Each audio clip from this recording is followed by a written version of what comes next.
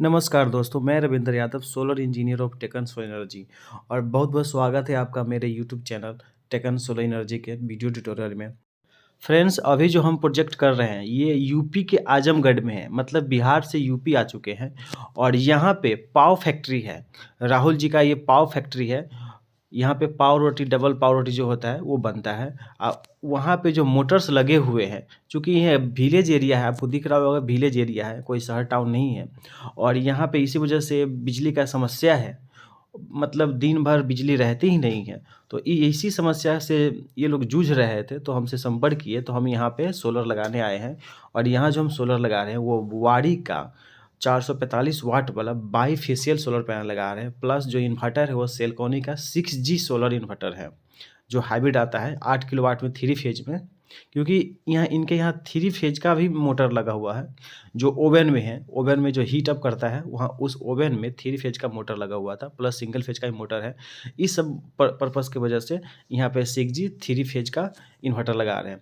और इस hybrid inverter के साथ हम ओकाया का जो लिथियम फॉस्फेट बैटरी आता है 100 एम्पियर में 48 वोल्ट वाला, वो वाला बैटरी लगा रहे हैं।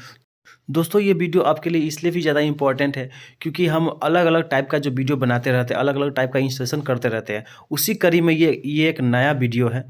यदि आपको मेरा वीडियो अगर पसंद आता है तो कृपया लाइक एंड सब्सक्राइब ज़रूर कर लें। और सब्सक्राइब करना इसलिए भी ज़रूरी है ताकि आपको मेरा वीडियो जो है अगली बार से ढूंढने की ज़रूरत ना पड़े और फट से आपको मेरा वीडियो जैसे ही हम अपलोड करें आपको मिल जाए। तो उसके लिए जो उसका जो नोटिफिकेशन बेल है वो उसको भी टच कर लीजिएगा। और अभी हम इंस्टॉलेशन करना शुरू कर चुके हैं।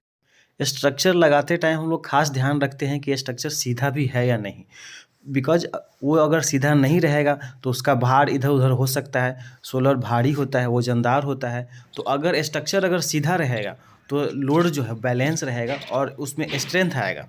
इसीलिए लिक्विड लेवल से हम लोग चेक करते भी जा रहे हैं प्रॉपर। दोस्तों, हम लोग जो स्ट्रक्चर यूज करते हैं वो स्ट्रक्चर कुछ बहुत ज़्यादा हेवी रहता है। हम पहले पतला वाला यूज करते थे जो सी चैनल आता था, लेकिन अब वो यूज ना करके हम लोग एंगल में यूज करते हैं। कहीं कहीं सी चैनल भी यूज करते हैं, जहाँ कस्टमर का यानी कि रिक्वायरमेंट होता है कि हमको यही लगाना है तो सी चैनल भी लगाते हैं। लेकिन जहाँ हमारा बड़ा प्रोजेक्ट रहता है वहाँ पर हम लोग एंगल यूज करते हैं, वो भी गैल्वेनाइज एंगल जो होता है वो वाला यूज करते हैं, स्ट्रेंथ का खास ध्यान रखते हुए। सोलर स्ट्रक्चर के बाद सोलर इंस्टॉलेशन में सबसे खास ध्यान रखना होता है उसके एंगल का, प्रॉपर एंगल में लगना चाहिए। चूँकि हमारा जो सोलर लगाने का जो दिशा डिसाइड किया गया है वो है दक्षिण साइड, दक्षिण दिशा। अब हर आदमी का जो घर होता है वो दक्षिण दिशा में नहीं हो सकता है, प्रॉपर एंगल में नहीं हो सकता है। तो अगर 10-5 डिग्री अगर इधर उधर है तो चलेगा, लेकिन हमको दक्षिण दिशा में ही लगाना है सोलर को, ठीक है। बिकॉज इंस्टॉलेशन में इसका खास ध्यान रखना होता है। और हम अब इसको एंगल चेक भी कर लेते हैं कि क्या ये दक्षिण में लगा भी या नहीं है। तो देख रहे हैं कि एंगल यहाँ बिल्कुल साउथ में ही है, लगभग 5 डिग्री का डिफरेंस है, 4 से 5 डिग्री का डिफरेंस है, बट हम साउथ में ही लगाए हैं। अब यहाँ एक एक स्ट्रिंग तो बन गया है, 3 पैनल का स्ट्रिंग बना लिए। अब जब दूसरा स्ट्रिंग बनाने जा रहे हैं तो वहाँ देखेंगे कि हमको बीच में गैप देना है साफ़ सफाई करने के लिए। तो उसके अनुसार हमको बीच में गैप भी देना है और अगला स्ट्रिंग भी लगाना है। तो वो स्ट्रिंग के लिए हमको पहले नाप ही लेना होगा कि कितना डिग्री पे हमको लगाना है, प्लस कितना डिस्टेंस रखेंगे तो हमको बीच में साफ़ सफाई करने का जगह मिल जाएगा। तो यहाँ पे हम हर स्ट्रिंग के बीच में 1.5 फीट का जगह दिए हैं, मतलब 18 से 19 इंच का हम डिस्टेंस लिए हैं ताकि बीच में आदमी जा करके अच्छे से साफ़ सफाई किया जा सके। तो देख रहे हैं कि गैप दे दिए हैं और हर चीज़ को हम लोग नाप तोल के ही आगे बढ़ते जा रहे हैं और लगाते जा रहे हैं 1 बाय 1 करते हुए। तो ये हमारा दूसरा स्ट्रिंग बन रहा है, दूसरा स्ट्रिंग बन के अब रेडी होने वाला है। और फिर जब तीसरा स्ट्रिंग लगाएंगे तो सेम प्रोसेस फॉलो करेंगे। और यहाँ पे भी मैंने गैप दिया है ताकि यहाँ से आदमी मूव इजीली कर सके। और ये न्यूली कंस्ट्रक्टेड बिल्डिंग है और यहाँ पे अभी रेलिंग बनना बाकी है चारों तरफ से। तो उसके लिए हमने चारों साइड से भी हमने गैप दिया है, पीछे से भी, साइड से भी, बाजू से भी गैप दिया है ताकि आदमी फ्रीली मूव कर सके। और वो रो हमारा कंप्लीट हो गया है पूरा। तो अब नेक्स्ट रो बना रहे हैं, तो उस रो में हमको ध्यान रखना है अब छाया का। चूँकि हमारा स्ट्रिंग बन के चारों इधर पूरा लग गया है, अब जब नेक्स्ट रो बना रहे हैं तो उसमें हमको क्या ध्यान रखना है, छाया का। क्योंकि आगे वाला रो का पीछे में छाया पड़ सकता है, तो वहाँ पे कितना डिस्टेंस देना है वो भी ध्यान रखने वाली बात है। तो वहाँ पे हम लोग डिस्टेंस दिए हैं लगभग 7 फीट का, 7 फीट इसलिए ताकि जब आगे वाला का छाया पीछे पे जो सोलर है डाउन वाला है उस पे बिल्कुल भी ना पड़े, चाहे शाम हो या सुबह हो, ठीक है। और जैसा कि पहले बताया, लिक्विड लेवल से हमको बार बार चेक भी करते रहना है कि हम जो स्ट्रक्चर लगा रहे हैं वो हमारा जो स्ट्रक्चर है वो सीधा है या नहीं है, क्योंकि ये सबसे ज़्यादा ज़रूरी है लोड बैलेंसिंग के लिए। अब जो मेरा अगला रो का एक स्ट्रिंग बन गया है, तो फिर से जब अगला स्ट्रिंग बनाने जा रहे हैं तो सेम प्रोसेस फिर से फॉलो करेंगे, और वहाँ भी ध्यान रखेंगे साफ़ सफाई का, गैपिंग का। दोस्तों इस वीडियो में हम आगे चल के आपको ये भी दिखाएंगे और समझाएंगे कि जो हमारा VOC होता है पैनल का, उससे ये डिसाइड नहीं होता है कि हमारा जो पैनल है वो कितना अच्छा है। सपोज डैट अगर यहाँ हम 445 वाट का अगर पैनल लगा रहे हैं, तो इसका जो एक्चुअल VOC है और ISC है उससे मल्टीप्लाई करके इसका जो वाटेज है वो नहीं बना है, इसके Vmax और Imax से मिलकर बना है। और Vmax और Imax जो होता है वो यानी कि VOC और ISC से टोटली डिफरेंट होता है, और मतलब कम होता है, ठीक है। क्योंकि सर्किट में कनेक्ट होने के बाद कुछ लॉसेस भी होता है, और उसके बाद जो हमारा एक्चुअल जो पावर है वही मिलता है। और यहाँ पे हम इन्वर्टर का जो अर्थिंग है वो कर रहे हैं, क्योंकि ये इनका बेसमेंट है और ये अनयूजेबल है, तो कस्टमर ने हमको बोला था कि हम आप अंदर कर लेते ज़्यादा मेरे लिए अच्छा रहेगा, तो हम लोग वही कर रहे हैं। क्योंकि इनका बाहर में कोई जगह बचा नहीं है, तो इसीलिए हम लोग इसके अंदर ही कर लिए हैं। और यहाँ पे हमारा अर्थिंग बन के रेडी हो गया है, और इसमें हम लोग अर्थिंग का जो केमिकल कंपाउंड है वो डाल रहे हैं। क्योंकि पहले वाला जो आता था उसमें कोयला नमक डालते थे, लेकिन अब केमिकल अर्थिंग ही होता है मोस्टली। अभी अर्ली मॉर्निंग का वक्त है और हमारा अब सिविल वर्क रह गया है, क्योंकि कस्टमर ने हमको सख्त मना किया हुआ था कि हाँ, क्योंकि उनका जो छत है वो बिल्कुल नया था, नया ही बना है, तो इन्होंने सख्त मना किया था फास्टनर मारने से। तो हम लोग फास्टनर ना मारे हैं और यहाँ पे डायरेक्ट हम लोग सिविल वर्क करने जा रहे हैं, मतलब उसका फाउंडेशन जो है हम लोग तैयार करेंगे। और फाउंडेशन तैयार करने भी हम लोग खास ध्यान रखें, जो एकदम जो ट्रस्टेड जो यहाँ का मिस्त्री है जो अच्छे से फाउंडेशन कर सकता है, हम लोग खुद से नहीं किए, बिकॉज हम लोग बाहर वर्क करने आए हुए हैं और हमारा काम जल्दी से जल्दी ख़त्म हो सके, इसलिए हमने एक्स्ट्रा लेबर हायर कर लिए। यहाँ एक बात आती है कि बहुत सारा कस्टमर हमसे ये सवाल करते हैं कि क्या अगर हम सोलर लगाते हैं तो सर्दी के मौसम में भी वर्क करेगा या नहीं करेगा। तो ये सबसे बड़ा सवाल है और हर कस्टमर के मन में ये बात रहता ही है। तो इसका जवाब आपको इस वीडियो में मिल जाएगा कि ये सर्दी के मौसम भी है, आप लोग देख रहे हैं कितना कड़क मतलब सर्दी है, और इस मौसम में भी ये वर्क कर रहा है या नहीं कर रहा है। अब हम लोग इन्वर्टर का अनबॉक्सिंग कर लेते हैं, क्योंकि ये 3 फेज है और वो भी 8 किलोवाट का 3 फेज है, हम फर्स्ट टाइम ही लगा रहे हैं। तो इसका अनबॉक्सिंग करने में पहला जो इसका जो AC/DC बॉक्स है उसमें जो सर्ज प्रोटेक्टर है उसको देख लेते हैं। इसमें न्यूट्रल का दिया है, उसको L1 L2 L3 है, और ऊपर में अर्थिंग निकाला है, ठीक है। क्योंकि अगर इसमें इनपुट वायर जब डालते हैं तो जब तक सर्ज प्रोटेक्टर उसको आउट नहीं करेगा तब तक हमको इनपुट का जो कनेक्टिविटी है उस इन्वर्टर में वो नहीं दिखेगा। तो यहाँ पे इनपुट वायर लगेगा, उसके बाद ये स्मार्ट लोड का है और ये है नॉर्मल लोड का। इसके सहायता से हम लोग इन्वर्टर को हैंग करेंगे और इसको फास्टनर से फिट करने के बाद, और इसके अंदर में हमारा इन्वर्टर है। अरे रुको, ये दे लो बुक लो। ये हो गया यूजर मैनुअल, ये 3 फेज का यूजर मैनुअल है। ओके नेक्स्ट, इसको खोलो, ओपन करो, इसमें क्या है।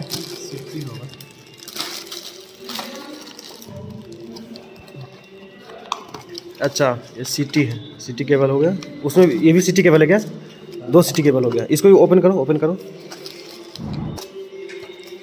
ये भी CT केबल है, 2 CT केबल हो गया।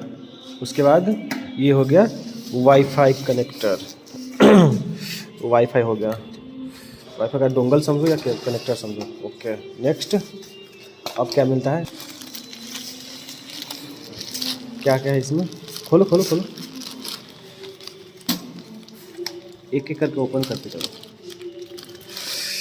अच्छा ये कम्युनिकेशन केबल हो गया ये वाला।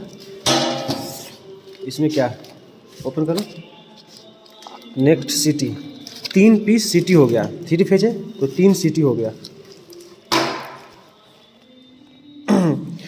उसके बाद ये जो हैंग करेंगे इसके साथ इन्वर्टर को टाइट करने के लिए Allen की भी दिया है, प्लस इसका नट बोल्ट दिया है, स्क्रू दिया है। उसके बाद चूँकि अपना जो है डबल MPPT की 3 MPPT है, 3 MPPT है। क्या बात है, इसीलिए 6 पीस दिया है, मतलब ट्रिपल MPPT। सोचो, अभी तक हम ट्रिपल MPPT नहीं लगाया ना, ट्रिपल MPPT इन्वर्टर है ये, इसलिए 6 कनेक्टर दिया है, 6 प्लस 6 माइनस। और इसमें क्या है, और ये फास्टनर है, कितना mm है? 4 नहीं 4 mm नहीं होगा, 10 mm फास्टनर है, 10 mm फास्टनर है, 10 mm है। चलो 10 mm फास्टनर हो गया, जिससे हैंग होगा उस फास्टनर से हैंग करेंगे हम लोग। अब क्या है, निकालो इन्वर्टर उठा इसको पकड़ के उठा। हाँ, पाइपिंग करना है, पाइपिंग बैटरी वायर के लिए है और इसके लिए है। तुम उठाओ उसको, अति पकड़ने वाला है वहाँ पे, देखो आप गलत करते मत उठाना, सीधे टूट जाएगा। हाँ, इस तरफ से उठाओ, इधर से उठा करके, इधर से उठा के उस भरे करो, उल्टा करो। हाँ चलो निकालो इसको। 3 MPPT है। हाँ, PV1, PV2 और ये एक्स्ट्रा दिया है, ये एक्स्ट्रा है। अगर हम लोग चाहे तो PV1 में पूरा डाल सकते हैं, यहाँ पे PV1 में पूरा पैरेलल कर सकते हैं, ठीक है। और ये PV2 के लिए अलग से है, तो हम लोग इस दोनों में डालेंगे, सिर्फ ये छोड़ देंगे। जब अलग से कनेक्टर लगेगा, अलग से और पैनल लगाएंगे, तब यहाँ पे कनेक्ट करेंगे।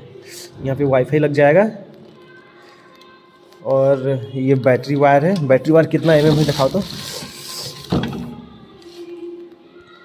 कितना mm है?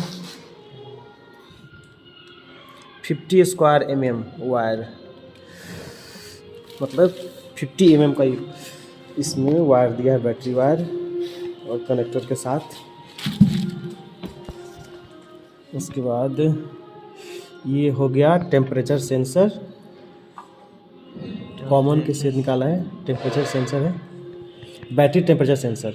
उसके बाद यहाँ से दिखाओ ग्रिड का कनेक्शन, 4 पीस है, 4 ग्रिड का कनेक्शन है। और ये अर्थिंग है, ठीक है, ये न्यूट्रल, ये अर्थिंग और ये 3 फेज। उसके बाद लोड में भी 3 फेज, उसके बाद जनरेटर में भी 3 फेज, मतलब स्मार्ट लोड, नॉर्मल लोड। उसके बाद और यहाँ पे ग्राउंड अर्थिंग देंगे, ठीक है। इसका कंस्ट्रक्शन ही कितना डोमिनेट है। और यहाँ से DC स्विच ऑन ऑफ करेंगे, और यहाँ से ये DC यानी कि सोलर को ऑन ऑफ है, और यहाँ पे ये इन्वर्टर ऑन ऑफ है, ओके। और ये हैंग करने वाला है, इसे उठाने के लिए ये है। और यहाँ पे ये वेंटिलेशन दिया है, यह एक फ़ैन, ये दूसरा फ़ैन। जो फ़ैन जो नचता रहता है तो बोलते फ़ैन कहाँ रहता है, देखो यहाँ फ़ैन है, यहाँ फ़ैन है, नीचे में वेंटिलेशन है। और 1 2 3 फेज का ये यहाँ पे बाइंडिंग रहता है। ये यहाँ वाइंडिंग है, बोलते हैं कि इसमें इन्वर्टर में वाइंडिंग रहता है कि नहीं रहता है। तो देखो 1 2 3, ये तीनों वाइंडिंग है। और ये सब वेंटिलेशन के लिए, कूलिंग पर्पज़ के लिए है, ये कूलिंग पर्पज़ के लिए है। और ये अदर बैटरी कनेक्शन करने के लिए बैटरी वायर है। यहाँ जो सिविल वर्क कर रहे हैं, तो इसका जो लंबाई चौड़ाई और जो हाइट हमने डिसाइड किया है वो 14 इंच बाई 14 इंच, एंड जो हाइट है वो 11 इंच का है, क्योंकि प्लास्टर करने पर 1-1 इंच मोटा हो जाएगा, इसलिए हमने इनको ये वाला डिज़ाइन बताया है। बिकॉज अगर ज़्यादा लंबाई चौड़ाई अगर बढ़ा देंगे तो एकदम बेढब लगेगा और लेंदी लगेगा, और बहुत ज़्यादा वेट भी बढ़ जाएगा, क्योंकि छत है तो छत पे ज़्यादा वेट भी नहीं पड़ना चाहिए, और स्ट्रेंथ आना चाहिए, स्ट्रेंथ भी होना चाहिए, क्योंकि फास्टनर यूज नहीं किए हैं। तो इसके वजह से ये हमने इनको डिज़ाइन बताया है। और अभी हम यहाँ पे इन्वर्टर को हैंग करने जा रहे हैं। हैंग करने में हमको खास ध्यान रखना है फास्टनर लगाने का, क्योंकि अगर इन्वर्टर का फास्टनर अगर ठीक से लग गया तो हमारा इन्वर्टर कभी भी यानी कि गिरने का डर नहीं रहेगा, क्योंकि इन्वर्टर हैंगिंग वाला इन्वर्टर है। तो फास्टनर को सही से लगाना है और सही से टाइट करना है। सिविल वर्क जो है ओके हो गया है। पहले रो का जो हमारा सिविल वर्क है वो हो गया है और दिख रहा है कि ये इन्होंने जो काम किया है वो बहुत बढ़िया काम किया है, क्योंकि जब ये ईंटा जो है यहाँ इसमें से हटेगा और उसका जब प्लास्टर होगा, उसका जब पेंट हो जाएगा तो बहुत अच्छा दिखेगा। एकदम प्रॉपर रो में लगाए हैं, पूरा सूता टांग के ये लोग लगाए हैं। फ्रेंड्स, ये वारी कंपनी का बाईफेशियल 445 वाट वाला सोलर है और ये ट्रांसपेरेंट है, मतलब इसके पीछे साइड से भी ग्लास लगा है और इसके ऊपर से भी ग्लास लगा है, इसलिए ट्रांसपेरेंट दिख रहा है। आपको अंदर से भी दिखाएंगे। और इसमें एक खास बात ये भी है कि ये 9 बस बार है, मतलब 1 2 3 4 5 6 7 8 9, मतलब एक हाफ कट जो सेल है इस सेल में 9 बस बार्स है। तो इसका ये बेनिफिट्स है, मतलब ये इसका एडवांटेज भी है। और क्योंकि इससे पहले जो बाकी कंपनी का जो जैसे कि नेक्सस का ले लीजिए, उसमें 5 बस बार है, ठीक है, क्योंकि वो फुल सेल में आता है, वो 5 बस बार के साथ आता है। और ये जो आया है, अच्छा इसका विक्रम का भी आता है तो उसमें 9 बस बार आता है और इसमें भी 9 बस बार है। और प्लस ये मोनोपर्क हाफ कट है, ये हाफ कट दिख रहा है, मोनोपर्क हाफ कट के साथ ये 9 बस बार्स में है। और प्लस ये ट्रांसपेरेंट है, इसलिए इसको बाईफेशियल बोल रहे हैं हम लोग। इस पैनल का जो VOC है वो आपको 49.89 वोल्ट है और जो IAC है वो 11.41 एम्पियर है, मतलब 11.5 एम्पियर के आसपास इसका IAC है और लगभग 50 वोल्ट इसका VOC है। बट इसका एक्चुअल में आपको 46 से 47 के बीच में इसका VOC मिलेगा, एक्चुअल में मिलेगा। और जो IAC है, जैसे अभी जो टेम्परेचर है, अभी लगभग 2 बजने वाला है, 1:30 से ज़्यादा हो गया है। और अभी के टेम्परेचर में, अभी चूँकि सर्दी विंटर सीजन चल रहा है, इस सीज़न में कम से कम आपको 8 से 9 एम्पियर मिलेगा ही, जो भी आपको चलो टेस्ट करके दिखाते हैं आपको। फ्रेंड्स, हम इसका VOC टेस्ट कर रहे हैं तो इसमें हमको पता चल जाएगा कि इसका VOC कितना है। तो अभी इसको हम वोल्टेज पे सेट कर लिए हैं और जब दोनों को हम प्लस माइनस में कनेक्ट किए तो हमारा जो VOC आ रहा है 45.7 मिल रहा है हमको इसका VOC। रुको, अब हम इसको ओपन है, अब इसका हम IAC चेक कर लेते हैं। तो ये एम्पियर पे सेट है, इसको भी एम्पियर पे डाल दिए हैं। अब इसको हम कनेक्ट कर रहे हैं। इसका IAC दूसरे पैनल का हम टेस्ट करते हैं कि उसमें और इसमें क्या डिफरेंस आ रहा है, कहीं वैरी तो नहीं हो रहा। तो उस केस के लिए माइनस को कनेक्ट कर लिए, हम प्लस में डाल रहे, डायरेक्ट एम्पियर चेक कर रहे हैं। तो यहाँ भी वही है,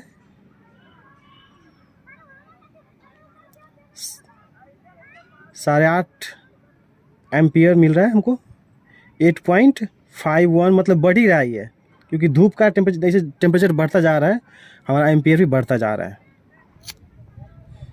मैं जैसे बता रहा था कि आपको कि दिखाऊंगा कि ये ट्रांसपेरेंट है, तो ये देखिए, ये ग्लास है, इस तरफ से भी ग्लास है और यहाँ से भी ग्लास है, मतलब ये ट्रांसपेरेंट है, ये दिख रहा होगा। और इसी की वजह से ये बाईफेशियल हो गया है। और इसका एक नोड यहाँ पे है, दूसरा यहाँ पे और तीसरा यहाँ पे, और यहाँ से एक नोड, दोनों का ये सीरीज हो गया है और यहाँ से ये सीरीज कर दिया है, ठीक है, जिससे इसका एक जो यहाँ प्लस प्लस है उसको पूरा पैरेलल करके यहाँ ले लिए हैं और माइनस माइनस को पैरेलल करके वहाँ ले लिए हैं। तो इसीलिए यहाँ से माइनस का टेस्टिंग लेते हैं, माइनस का वायर कनेक्ट करते हैं और इसका प्लस का वायर यहाँ से कनेक्ट करते हैं। यहाँ जो भी आपको सेल दिख रहा है, ये सारे के सारे सेल सीरीज होने के बाद एक जगह पैरेलल हुआ है। यहाँ से 1 2 3, 1 2 3 4 5 6, तो इस 6 में सबका सीरीज किया गया है। उस सीरीज में यहाँ से जो वहाँ तक जो पूरा सेल लगा है, उस सारे सेल का एक जगह प्लस और एक जगह माइनस करके नोड निकाल लिया गया है। फ्रेंड्स, यहाँ पे जो पैनल है, ये पैनल का जो यहाँ पे वाइट जो दिख रहा है, ये इसका जंक्शन बॉक्स है। यहाँ भी जंक्शन बॉक्स है और यहाँ भी जंक्शन बॉक्स है। और ये जंक्शन बॉक्स क्या है, ये जो सेल जो कनेक्ट हुआ है, इस सेल का एक नोड दूसरे सेल का, ये जो पूरा सेल है, यहाँ से इस तीनों सेल का 1 2 3, ये तीनों सेल का यहाँ पे दूसरा नोड आ गया। फिर ये इस सेल का एक नोड और फिर इस सेल का एक नोड यहाँ पे कनेक्ट किया है। इसका जो प्लस है इसको इस तरफ लेके चला गया और इसका जो माइनस है उसको एक इस तरफ लेके आ गया और यहाँ से माइनस नोड निकाल दिया और यहाँ से प्लस नोड निकाल दिया है, ठीक है। मतलब पूरा को सीरीज करने के बाद यहाँ पे पैरेलल किया है, माइनस को एक तरफ कर लिया है और प्लस को एक तरफ करके यहाँ से 2 नोड निकाला है, प्लस और माइनस नोड निकाला है, इस पैनल का जो लंबाई और चौड़ाई है वो आपको 1 मीटर चौड़ाई मिलेगा और लगभग 2 मीटर लंबाई मिलेगा। हम यहाँ पे इंस्टॉलेशन में भी बहुत ज़्यादा ध्यान रखे हैं, खास ध्यान रखे हैं, क्योंकि ये लॉन्ग लाइफ के लिए है। तो यहाँ पे स्पेस दिए हैं चूँकि हम कस्टमर ट्रैवल कर सके, और ये जो फाउंडेशन जो बना है, छत नया बना है, तो ये कभी न कभी अप होने वाला है ये बाउंड्री। तो ये सब फ्यूचर के लिए ध्यान देते हुए इसको यहाँ पे डिस्टेंस दिया है लगभग 4 फीट का। 4 फीट का डिस्टेंस देने के बाद हमने इसका फाउंडेशन किया है, और फाउंडेशन भी एकदम एप्रोप्रिएट वे में किया है। देख रहे हैं एकदम सीधा है और कहीं से आपको कहीं टेढ़ा नहीं दिखेगा। पैनल भी मैंने ऐसे ही लगाया है क्योंकि लॉन्ग लाइफ के लिए लगता है पैनल। कोई भी अगर लगाता है तो इसका वारंटी भी 25 साल रहता है, तो लॉन्ग लाइफ के लिए अगर लग रहा है तो उसमें भी हमको इंस्टॉलेशन का खास ध्यान रखना पड़ेगा। और यहाँ भी स्पेस दिया है, ठीक है, सब जगह से स्पेस दिया है, और हमको स्पेस जितना दिया गया उसमें यूटिलाइज भी किए हैं। और उसके बाद इस बीच बीच में गैप दिया है। गैप किस लिए? साफ़ सफाई का ध्यान रखने के लिए। यहाँ पे हमने 18 इंच का गैप दिया है, 18 इंच ताकि आदमी फ्रीली मूव कर सके। इससे पहले जो सोलर लगाया था वहाँ पे हम 1 फीट का गैप दिए थे, जो थोड़ा सा कंजस्टेड हो गया था, लेकिन हमने यहाँ पे खास ध्यान रखा है, 1.5 फीट का लगाया है, क्योंकि लगाने के बाद साफ़ सफाई का ही ध्यान रखना होता है। जैसे कि देख रहे हैं अभी कितना धूल कण पड़ गया, तो इससे इसका एफिशिएंसी डाउन हो सकता है। तो इसको कम से कम सप्ताह में 1 बार इसको सफाई कर देना है, पानी मार के, कपड़ा मरवा करके साफ़ कर देना। इस तरह से ऐसे से साफ़ होना चाहिए, और इसीलिए हमने ऐसा किया है। और अब इसका VOC और ISC दिखा देते हैं। चूँकि ये बाईफेशियल है तो इसके नीचे में स्टिकर तो लग नहीं सकता, इसलिए इसका स्टिकर जो रहता है, ये जो फ्रेम है, फ्रेम पे रहता है। तो जो VOC है वो 49.89 वोल्ट है, और जो ISC है 11.41 एम्पियर है, ठीक है दोस्तों। अब बात आती है कि कोई भी व्यक्ति बाईफेशियल पैनल क्यों लगाता है और बाईफेशियल पैनल क्यों लगाए। तो अगर आपको कम जगह में ज़्यादा प्रोडक्शन चाहिए तो आप बाईफेशियल पैनल लगा सकते हैं। प्लस अगर आप थोड़ा रुपया खर्चा करना चाहते हैं तो, क्योंकि ये महंगा होता है, इसीलिए रुपया खर्चा करना चाहते हैं तो आप बाईफेशियल पैनल लगा सकते हैं। प्लस अगर कम जगह में ज़्यादा प्रोडक्शन चाहिए तो भी लगा सकते हैं, वरना आप पॉली पैनल भी लगा सकते हैं, या जो मोनो पर्क आता है 400 वाला वो भी लगा सकते हैं, क्योंकि वो सब थोड़ा सस्ता पड़ेगा इसके गुना में। कुछ लोगों का कहना रहता है कि प्रोडक्शन में डिफरेंसेस आती है। हाँ, प्रोडक्शन में डिफरेंसेस आती है थोड़ा बहुत का, तभी तो महंगा भी होता है। बिकॉज इसमें है कि अगर सूरज का किरण अगर इसके ऊपर पड़ा तो इससे जो किरण जो रिफ्लेक्ट होकर के जो बाहर निकल जाती थी वो न निकल करके डाउन जाएगा, नीचे जाएगा, और नीचे में भी ग्लास लगा है तो फिर से रिफ्लेक्ट होकर के फिर से इसी सेल पे पड़ेगा, और इससे उसका प्रोडक्शन थोड़ा बहुत 2 से 3% मतलब इंक्रीज हो जाता है। लगभग 2 से 3%, कभी कभी 10% तक भी इंक्रीज होता है, और इसीलिए बाईफेशियल ज़्यादा बेनिफिशियल होता है। और बाईफेशियल का एक और बेनिफिट्स है टेम्परेचर का। In the sense of temperature, अगर टेम्परेचर अगर कहीं कहीं ज़्यादा पड़ता है, कहीं कहीं ऐसा भी होता है कि वहाँ पे टेम्परेचर बहुत ज़्यादा, जैसे कि राजस्थान एरिया में, तो वहाँ पे अगर बाईफेशियल पैनल लगाए तो ज़्यादा बेनिफिशियल रहेगा, क्योंकि ये टेम्परेचर कोफिशिएंट ज़्यादा रहता है, ये ज़्यादा टेम्परेचर सेंस कर सकता है, सस्टेन कर पाएगा। और जो सीट वाला जो रहता है, जैसे हाफ कट में अगर यहाँ पर सीट लगा रहता है, यहाँ पर अगर सीट लगा दिए तो वो वाला कम सस्टेन कर पाएगा, क्योंकि उसमें हीट अब्जॉर्ब नहीं कर, हीट को यहाँ से रेडिएट कर देगा, और वो हीट के वजह से उसका प्रोडक्शन डाउन होता है, लेकिन इसका प्रोडक्शन डाउन नहीं हो पाता है। यही बेनिफिट्स है बाईफेशियल के।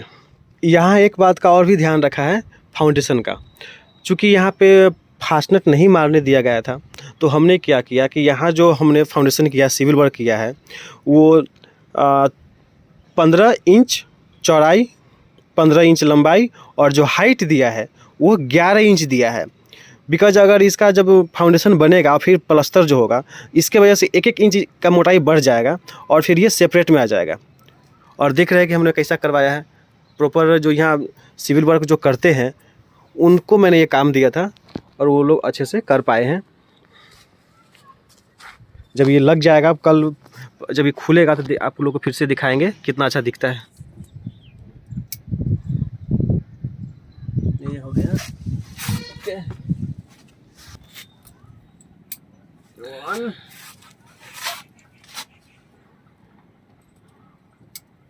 2, ये 5 लेफ्ट, नेक्स्ट ये 5, सर ये 3, तो ये हो गया 8। चूँकि हम यहाँ जो इन्वर्टर है वो ट्रिपल, मतलब कि ट्रिपल MPPT उसको बोल सकते हैं। इसका जो VOC है वो बहुत ज़्यादा है, तो हम लोग 20 पैनल लगाए हैं। तो 20 पैनल को हम 2 भाग में डिवाइड कर रहे हैं, और एक PV1 में डालेंगे, एक PV2 में डालेंगे। तो 10-10 का सीरीज करके यहाँ से 4 वायर ले जाएंगे, और 10 का एक PV1 में डालेंगे, फिर 10 पैनल का सीरीज करके PV2 में डालने वाले हैं। तो ये 8 हो गया। इस 8 को एक जगह सीरीज कर रहे हैं, और फिर इसमें से 2 पैनल लेंगे। आ जाओ। और ये जो पैनल है, इस तीनों का फिर इसे सीरीज कर रहे हैं। सीरीज कर रहे हैं मीन्स इस पैनल का एक और इस पैनल का एक इनोड, मतलब इसका प्लस या माइनस, और फिर इसका जो, अगर इसका प्लस लेंगे तो इसका माइनस का एक साथ जोड़ देंगे, तो हमारा एक, ये दोनों पैनल सीरीज में हो गया। और वैसे भी अगर मान लीजिए इसका खोल लेते हैं, अगर खोलना हुआ तो अगर हम इस वायर के साथ, क्योंकि ये माइनस है, अगर इसके साथ हम चाहेंगे कि उसका कनेक्शन करना, तो हमको मेरा होगा ही नहीं, क्योंकि अगर ये माइनस है तो ये प्लस वाले में ही जा पाएगा। ठीक है, तो हमको उसका भी उतना ध्यान रखने की जरूरत नहीं है। ये उतना पानी आ गया है तो कोई बात नहीं, ऐसे भी ये डेड है। अभी जब तक ये सर्किट में जुड़ेगा नहीं तब तक ये डेड है। तो ये जुड़ गया, ये इसके साथ सीरीज में हो गया। और फिर इसका सीरीज अगर उसके साथ, उस पैनल के साथ करना है, तो फिर इसका जो वायर बच गया है, इसका जो नोड बच गया है, यहाँ पे अगर ये प्लस है तो फिर माइनस बच गया, तो फिर नेक्स्ट वाले पैनल के साथ जो प्लस है उसमें जोड़ देंगे। तो ये जोड़ दिए, तो ये हो गया, तीनों एक साथ सीरीज हो गया। फिर यहाँ पे हमारा प्लस बच गया और नीचे में हमारा माइनस बच गया। अब फिर यहाँ से अगर उधर इस नोड का अगर सीरीज करना है, तो फिर से यहाँ से वायर हमको लेकर वहाँ पे जोड़ना पड़ेगा। हम फिर से इसका सीरीज कर रहे हैं। सीरीज हो गया, सीरीज हो गया। कभी कभी ऐसा भी होता है कि सेम पैनल का दोनों नोड को अगर एक साथ अगर जोड़ दे, तो कभी कभी ऐसा भी होता है, लगता है कि जल जाएगा, क्योंकि शॉर्ट हो गया। शॉर्ट होने का मतलब जल ही जाना होता है, लेकिन वो जलेगा नहीं, क्योंकि इसमें यहाँ पे डायोड लगा रहता है। जो डायोड अगर शॉर्ट होने के केस में करंट को रोक देता है, मतलब इसको मतलब निर्जीव टाइप का कर देता है, डेड टाइप का कर देता है। लेकिन किसी किसी केस में ये जल भी जाता है। अगर जल भी गया तो इसको खोल करके डायरेक्ट यहाँ से खोलिए, और इसका जो डायोड है उसको चेंज कर दीजिए, फिर आपका चालू हो गया। बस इतना। लेकिन सावधानी रखना है कि इसको एक साथ जोड़ना नहीं है। लेकिन अगर जोड़ भी गया है तो कोई दिक्कत नहीं है। अगर इसको एक बार चेक कर लीजिए, अगर या मल्टीमीटर से चेक कर लीजिए दोनों के में एम्पियर और वोल्टेज, अगर आ रहा है मतलब चालू है, नहीं तो फिर इसका यहाँ जो डायोड है तो उसको चेक कर लीजिए और उसको चेंज कर डालिए। सोलर पैनल से रिलेटेड या सोलर पैनल के इंस्टॉलेशन से रिलेटेड अगर कोई भी क्वायरी है तो आप लोग हमसे संपर्क कर सकते हैं। हमारा कॉन्टैक्ट नंबर आपको डिस्प्ले पे मिल जाएगा। चूँकि हम उधर 3 स्ट्रिंग मतलब 3×9 पैनल हमने सीरीज कर चुका है, तो अब हमको चाहिए सिर्फ एक पैनल। तो हम इस पैनल को छोड़ देंगे और क्या करेंगे, इस दोनों को सीरीज करेंगे उस पीछे वाले स्ट्रिंग के साथ जोड़ने के लिए, क्योंकि उधर 8 पैनल था तो यहाँ पे ये 2 पैनल सीरीज कर देते हैं। ये 2 पैनल सीरीज कर दिए और ये पैनल जुड़ जाएगा उस स्ट्रिंग के साथ, उस 10 के साथ, और ये दोनों जुड़ जाएगा नीचे वाले 10 के साथ। और फिर यहाँ से वायर जाएगा, क्योंकि यहीं पे इन्वर्टर लगा हुआ है तो यहीं से वायर जाएगा। फ्रेंड्स, इस पैनल के साथ हम लोग ओकाया का जो लिथियम फॉस्फेट बैटरी आता है, जो हम लोग पहली बार ही लगा रहे हैं, या ये समझ सकते हैं कि हम लोग पहली बार ओकाया का बैटरी लगा रहे हैं। और हम ही नहीं, मतलब पहली बार लग ही रहा है ओकाया का बैटरी सोलर के साथ, वो भी हाइब्रिड इन्वर्टर पे। और ओकाया का जो बैटरी है वो लिथियम फॉस्फेट में है, जो गाड़ी में यूज होता है। जैसे कि जो इलेक्ट्रिक व्हीकल जो आजकल आ रही है उसमें जो सोलर बैटरी जो यूज होता है, वो वाला बैटरी हम लोग यहाँ लगाने वाले हैं। और वो ख़ास इसलिए भी है क्योंकि वो ओकाया का है और प्लस लोकल सर्विस मिलेगा, और वो इंडियन ब्रांड का कंपनी है। क्योंकि पहले जो बैटरी अभी तक आता था वो बैटरी मतलब चाइनीज से इंपोर्ट एक्सपोर्ट होकर जो भी आता था, लेकिन ओकाया का जो बैटरी है वो पहली बार मतलब इंडिया में बनता है और लोकल में सर्विस देगा, ऑन साइट सर्विस देगा। तो अगर आप लोग लगवाना चाहते हैं तो आप हमसे संपर्क कर सकते हैं। बैटरी का पूरा रेंज है 100 एम्पियर से लेकर 300 एम्पियर तक का है, 48 वोल्ट से लेकर के मतलब 96 वोल्ट तक भी में भी आएगा और 24 वोल्ट में भी आएगा सोलर बैटरी। हाँ, थोड़ा कॉस्टली होगा, लेकिन बाकी बैटरी के गुना में आपको सस्ता ही मिलेगा। प्लस सबसे ज़्यादा ध्यान देने वाली बात यह है कि लोकल सर्विस मिल जाएगा, आपको ऑन साइट सर्विस मिलेगा, इसकी गारंटी रहेगी। और अगर आप मतलब 5 किलोवाट से ऊपर का अगर सोलर में अगर यूज करते हैं तो आपको 5 साल वारंटी मिलता है। लेकिन अगर 100 एम्पीयर से ऊपर अगर कोई बैटरी लेते हैं तो 5 साल वारंटी मिलेगा, और अगर 100 एम्पीयर तक का बैटरी लेते हैं तो आपको 3 साल वारंटी का मिलेगा। और वो इसलिए क्योंकि मल्टीपल जो उसका 4000 लाइफ साइकिल है। अगर 5 किलोवाट तक का अगर बैटरी अगर लेते हैं तो उसमें क्या है कि आप बार बार चार्ज कीजिएगा, बार बार डिस्चार्ज कीजिएगा, तो नंबर्स ऑफ लाइफ साइकिल जो है वो घटता रहता है और जल्दी कम हो जाता है। इसलिए वो लोग का फंडा है, इसलिए वो लोग ने 3 साल का वारंटी दिया है। बल्कि उसमें भी 5 साल का ही मिलना चाहिए, लेकिन वो लोग ने डिसाइड किया कि 3 साल का ही वारंटी देंगे। और जो अगर 100 एम्पीयर से ऊपर का लेते हैं तो आपको उसमें 5 साल की वारंटी मिलती है। ये उसका एडवांटेज है।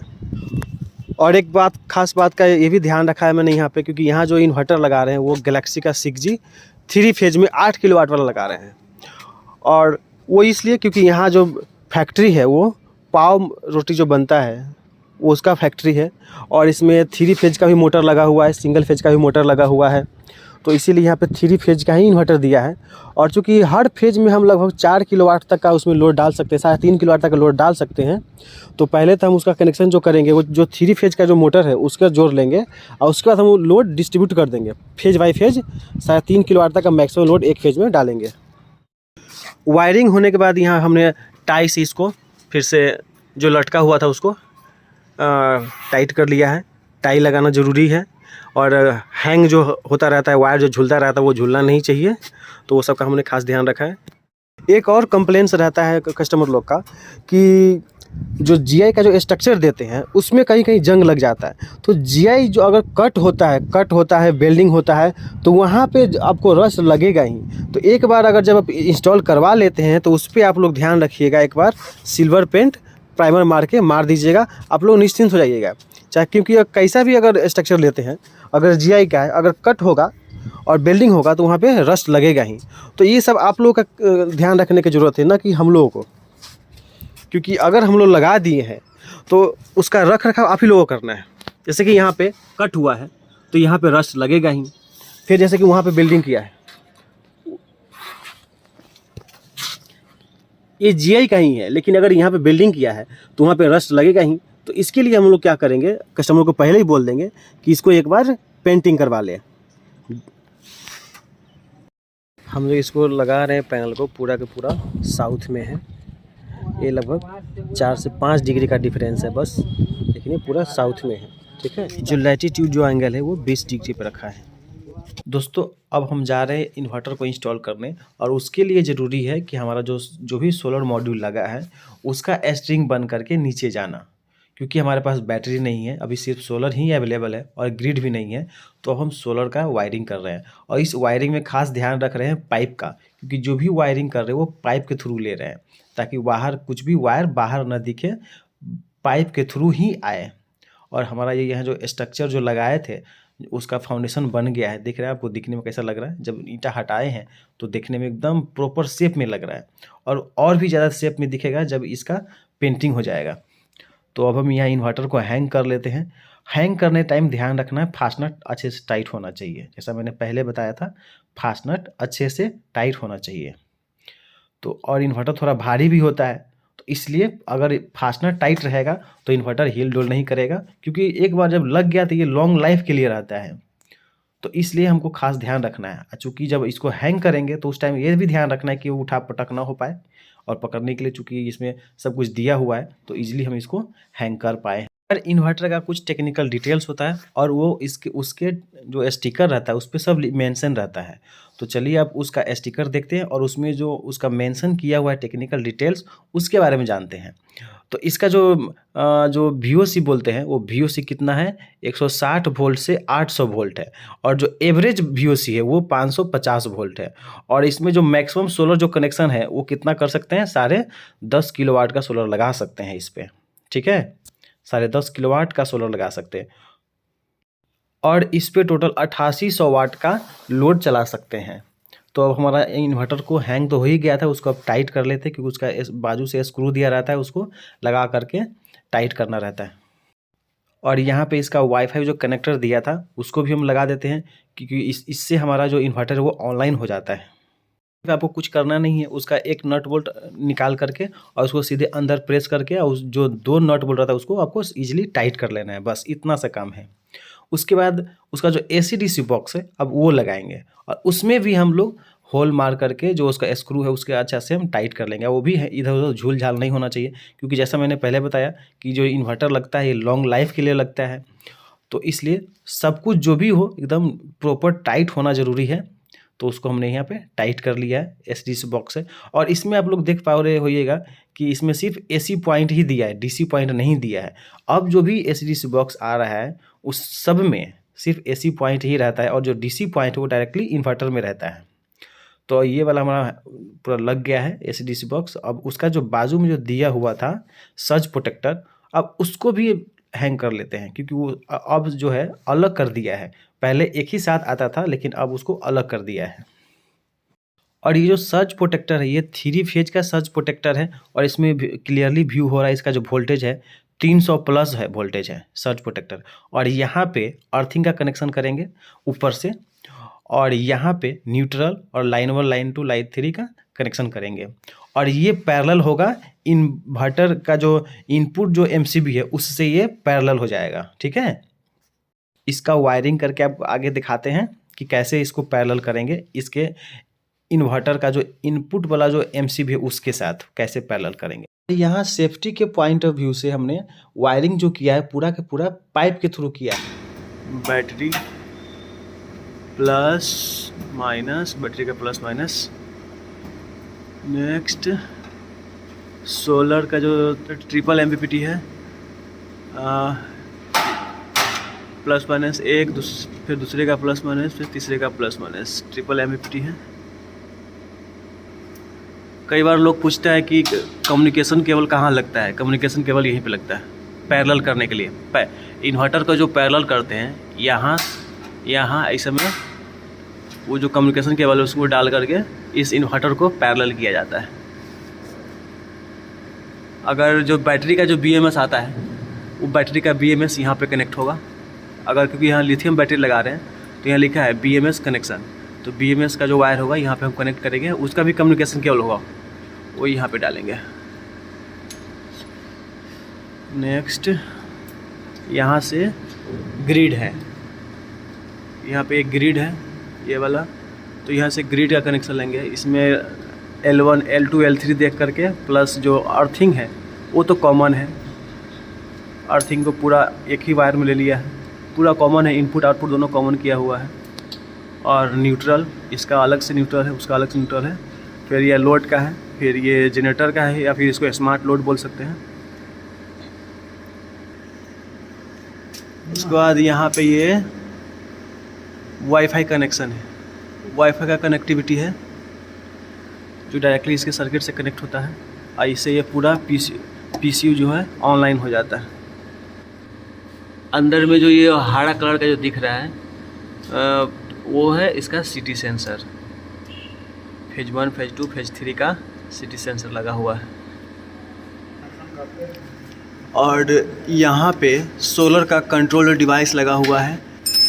जो सोलर का कनेक्शन डायरेक्ट हम AC/DC बॉक्स से ना करके हम डायरेक्टली इन्वर्टर में कनेक्ट करते हैं तो उसका कंट्रोल डिवाइस लगा है कि नहीं लगा है, तो यहाँ जैसे ही कनेक्ट करते हैं तो वो यहीं पे इसका कंट्रोल डिवाइस लगा हुआ है, देख रहे हैं डायोड के साथ सब लगा हुआ है। अगर थोड़ा भी अगर अप डाउन होगा तो यहाँ पे उसको इन्वर्टर में इन करने ही नहीं देगा, उसका सर्किट लगा हुआ है और सर्किट लगने के बाद ऊपर में वायर गया है इन्वर्टर के लिए। ठीक है, तो सारा कनेक्शन यहीं पे दे दिया है, यहाँ पे PV1 के लिए, PV2 के लिए, PV3 के लिए।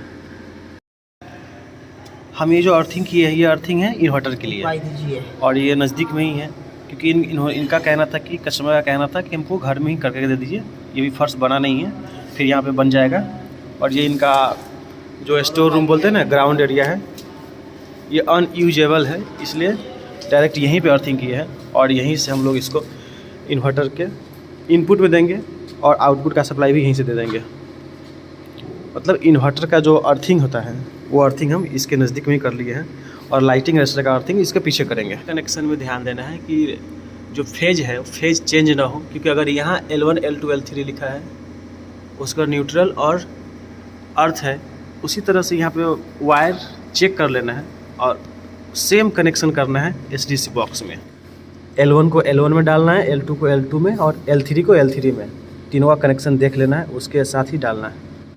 यहाँ पर हमारा सोलर का जो 10-10 का स्ट्रिंग बनाए थे वो पूरा 10 का स्ट्रिंग बन के रेडी हो गया। अब उसका टेस्टिंग ले लेते हैं कि स्ट्रिंग जो बना है वो एक्चुअल में पूरा कंप्लीट हुआ है कि नहीं हुआ, या वायरिंग कहीं से कोई उल्टा पुल्टा तो नहीं हो गया। तो उस सब का टेस्टिंग भी लेते चलेंगे साथ में, क्योंकि एक बार जब काम ख़त्म करके जब नीचे जाए तो फिर कोई कन्फ्यूजन ना रह जाए। इसके लिए हम हर बार चेक भी करते जा रहे हैं मल्टीमीटर से। ठीक है दोस्तों, अभी तक ले अगर आप मेरा चैनल सब्सक्राइब नहीं किए हैं तो कृपया मेरा जो चैनल है उसको सब्सक्राइब कर लें। और आप लोग ये भी ज़रूर बताइएगा कि इस वीडियो में आपको क्या अच्छा लग रहा है और क्या अच्छा नहीं लगा है, और अगली वीडियो में आपको क्या चाहिए। हमारा जो सोलर का जो पाइपिंग है और उसका जो वायर है उसको हम पूरा पाइप के थ्रू लेके आए हैं। पूरा एक साथ स्ट्रिंग बना करके 2 स्ट्रिंग बनाए हैं 10-10 का, और उसका पूरा एक साथ यहाँ पे कंबाइन हो गया है और यहाँ से चारों वायर 2 स्ट्रिंग का चला गया। यहाँ से पाइपिंग के थ्रू हम पूरा वायर ले जा रहे हैं। सोलर का वायरिंग बस प्रॉपर हो गया है। अब सोलर का वायर इन्वर्टर तक पहुँचने की देरी है। मीटर पहला स्ट्रिंग का मीटर हम टेस्टिंग ले लेते हैं कि किस में कौन सा वायर प्लस है कौन सा माइनस है। एक स्ट्रिंग बन गया है, दूसरा स्ट्रिंग भी वहाँ आ गया है। तो पहले स्ट्रिंग का टेस्टिंग ऑन करें, इसको ऑन करें, यहाँ पे लगे। हो गया रवि, हो गया। 1 मिनट, सब सेटिंग हो गया है। कितना वोल्ट आ रहा है? ओके, 450 वोल्ट आ रहा है। मतलब देख लो प्लस कौन सा है, कौन सा वायर प्लस हो गया तुम्हारे हाथ में जो, हाँ वो वाला प्लस हो गया, ये वाला माइनस हो गया। चलो हो गया। अगर हम PV1 में कनेक्शन करते हैं तो प्लस की जगह पे यहाँ पे माइनस कनेक्टर दिया है, प्लस की जगह पे माइनस कनेक्टर दिया है। इसका मतलब है कि हमको प्लस वाले जो वायर है उसमें हमको प्लस कनेक्टर ही लगाना है, तभी यहाँ पे इन हो पाएगा प्लस में। और माइनस वाले में प्लस कनेक्टर दिया है, मतलब हमको माइनस वाले में माइनस कनेक्टर ही लगाना है इनपुट में, तभी इसमें इन हो पाएगा। समझ गए? मतलब ये जो प्लस वाला है वायर है इसमें प्लस कनेक्टर लगाओ, कनेक्टर लगाओ। कटा दीजिए। यहाँ पे कनेक्शन बढ़िया से करना है टाइटली। उसमें कट से बच गया, मतलब कनेक्ट हो गया।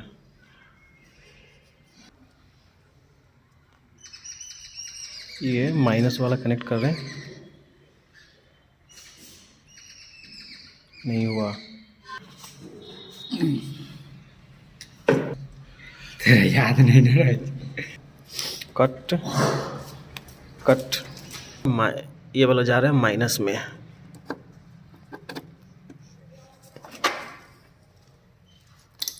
कट ये वाला गया प्लस में। कट। अब एक स्ट्रिंग तो मैंने ऑन कर लिया है, अब ऑन करके देखते हैं कि ऑन होता है या नहीं। अब यहाँ से हम DC स्विच ऑन कर रहे हैं। DC स्विच ऑन किया तो अलार्म आ गया है और ऑन भी हो गया है।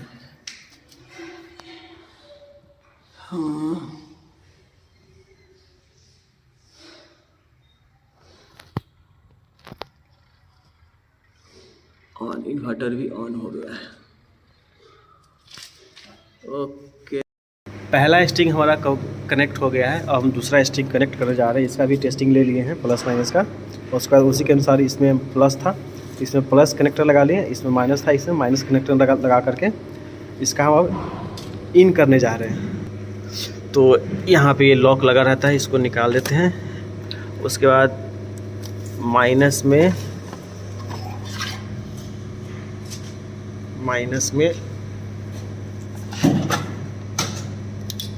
माइनस लगा दिए, देन प्लस में प्लस लगा दिया। कनेक्ट हो गया। PV1 PV2 हो गया है कंप्लीट। अब ऑन करते हैं और चेक करते हैं कि चूँकि बैटरी तो कनेक्ट किए नहीं है, तो फ़िलहाल चेक करते हैं कि हमारा यहाँ पे वोल्टेज शो कर रहा है कि नहीं कर रहा है। तो अगेन हम यहाँ पे ऑन कर रहे हैं, ऑन कर दिए।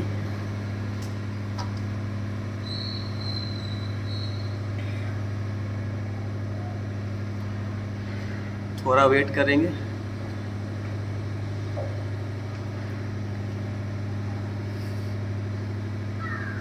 इन्वर्टर ऑन दिखा दिया। अब हम चेक करते हैं कि हमारा जो कनेक्शन है वो ओके है या नहीं है। कनेक्शन हमारा ओके है।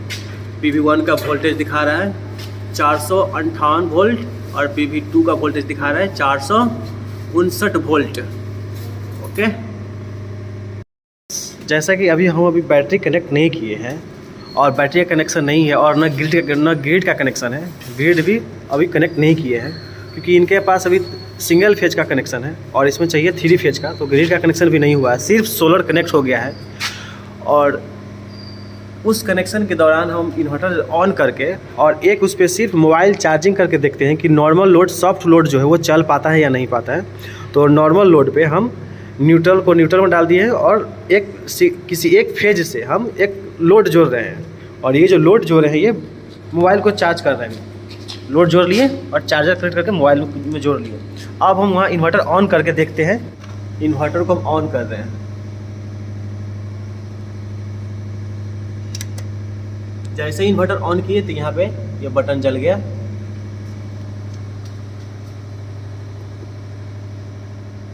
इन्वर्टर ऑन हो गया है और देखते हैं कि हमारा मोबाइल अब चार्ज होता है कि नहीं होता।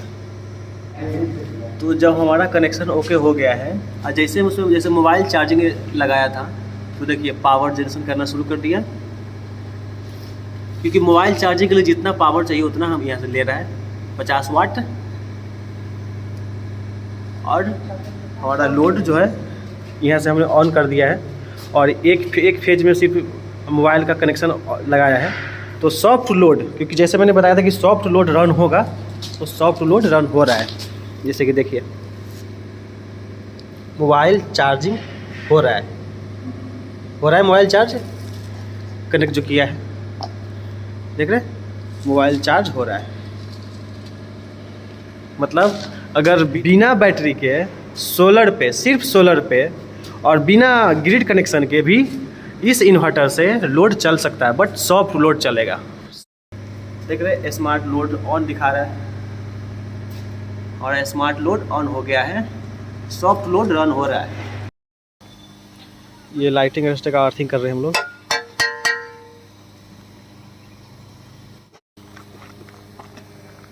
डालिए